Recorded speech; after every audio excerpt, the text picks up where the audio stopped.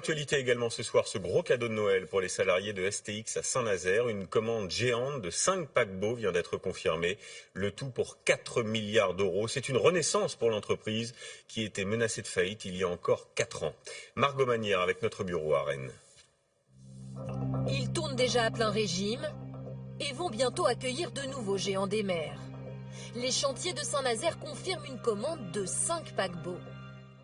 Plus de 6000 personnes travaillent sur le site.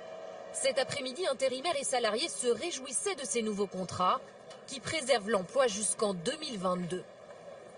Oui, c'est un beau cadeau de Noël, c'est un avenir plus serein. Ah, il y a du travail et puis si, on est bien, il n'y a pas de problème comme ça, c'est très bien. Ouais. Moi, je viens juste d'être embauché depuis un mois, donc pour moi c'est bon, c'est tant mieux. Cette commande représente une somme de travail colossale, 35 millions d'heures, et va faire entrer dans les caisses de STX 4 milliards d'euros. Pour ce syndicaliste, le chantier naval revit. C'est une situation qui est encourageante.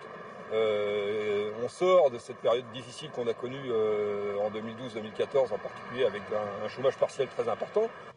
Les 5 bateaux seront livrés à 2 armateurs, l'italo-suisse MSC Croisière et l'américain Royal Caribbean, qui commande notamment l'équivalent de l'Harmony of the Seas, le plus grand paquebot du monde.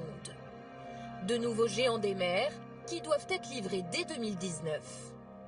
Voilà, une nouvelle commande portée par un secteur en pleine croissance. Bonsoir Jean-Paul Chapelle, comment expliquer un tel engouement ? Eh bien Julien, parce que la croisière s'est démocratisée en France. Le nombre de vacanciers a triplé depuis 2003, 615 000. Et regardez dans le monde, 24 millions de passagers aujourd'hui. Ça a doublé. Et ça n'est pas terminé. On prévoit 10 millions de vacanciers supplémentaires dans les 10 ans à venir. S'il y en a de plus en plus, c'est que les prix ont baissé. Aujourd'hui, on peut faire 8 jours en Méditerranée à partir de seulement 350 €. Voilà, et c'est donc tout le secteur qui en profite et les paquebots s'adaptent aussi. Oui, des navires toujours plus grands. Le plus grand du monde est sorti des chantiers navals de Saint-Nazaire en avril, le Harmony of the Seas, 360 mètres de long. Il peut accueillir 8500 personnes. Il a coûté 1 milliard d'euros.